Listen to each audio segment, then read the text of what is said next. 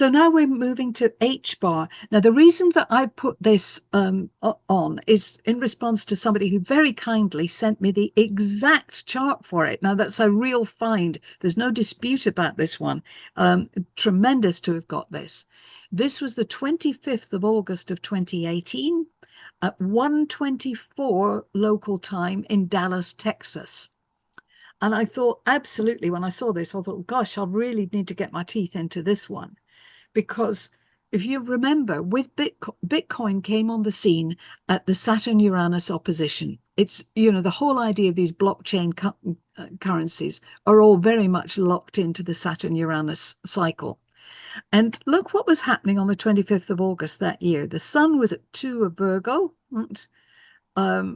Saturn was at 2 of Capricorn, and Uranus was at 2 of Taurus. So there's the most amazing blue triangle. If I join the dots, there's a fabulous aspect between them, which looked very encouraging until I looked a bit further. And there I found Pluto on one of the critical financial degrees, 19 of Capricorn. But look over here, we have Chiron, the corrector, right, or the wounded healer, whatever you want to call him, next to Astrea. Now remember that with my Bitcoin chart, I had Pluto there, the wealth planet. This time I've got Chiron, which is a slightly weakened one. And we have to remember that during 2025, both Saturn and Neptune are going to go past that point.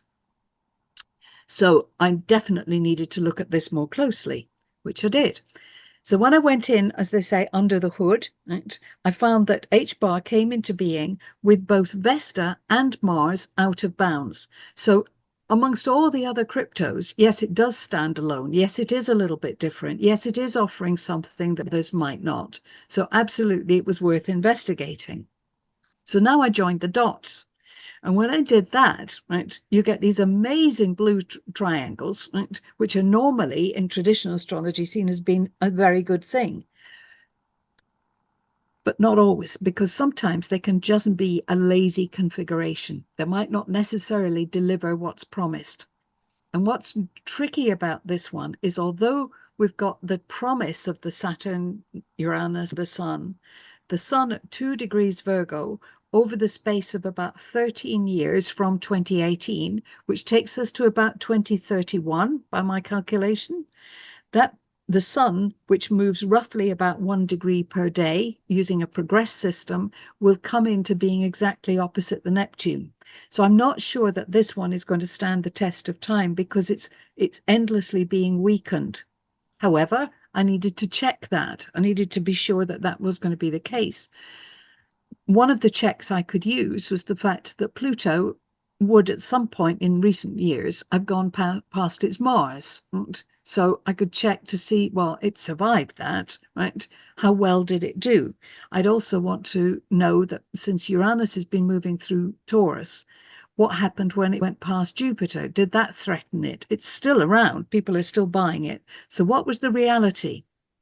So I took out the chart, again going back to the tail end of 2019 through until the present.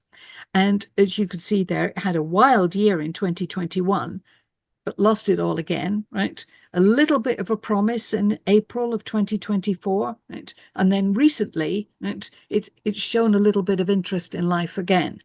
But if this is part of its, this is part of its picture, if this is what it does, right? It has these sudden leaps and then it has a crash, then or it declines sharply, then it's possibly not the best thing to buy into. So next stage is to see, well, what does it respond to?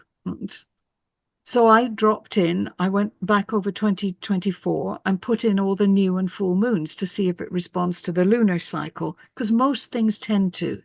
But as you can see, with the exception of, arguably just the exception of that one there, that full moon, right? It doesn't really, right? There's certainly not enough information there to trade on. So I decided I would have a look at its Mercury.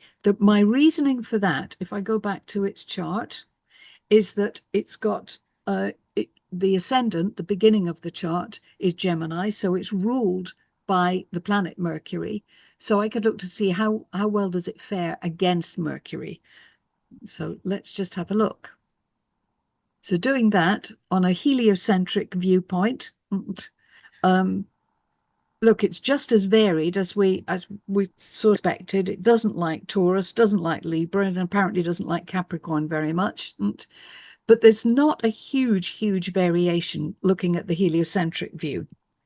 If I do the next view, right, and take the geocentric one, I've got a slightly better picture. Remember, we don't have many years of data, and Mercury geocentrically is essentially going through one sign every year.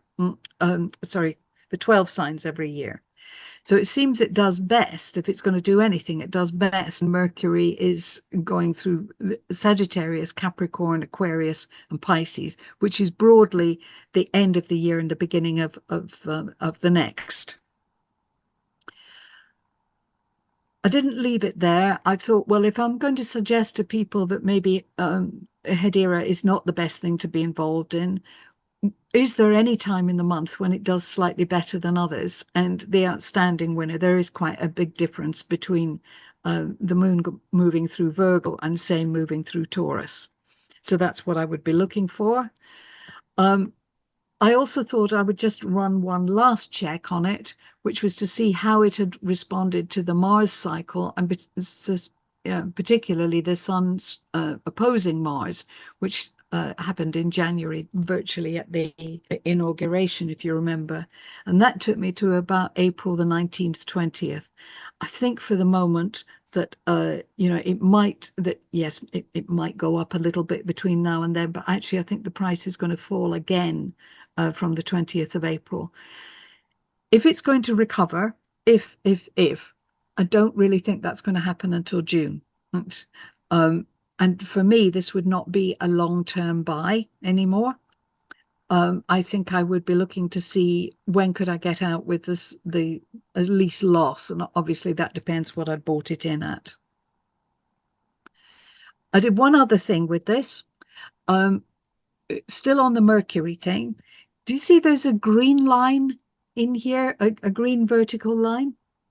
I took that high, which was back in September of 2021, took the high and asked the machine to put in every 88 days, which is the time it takes Mercury to go around the sun, put those lines in, both going forwards and backwards, to see if it actually does respond to a Mercury cycle.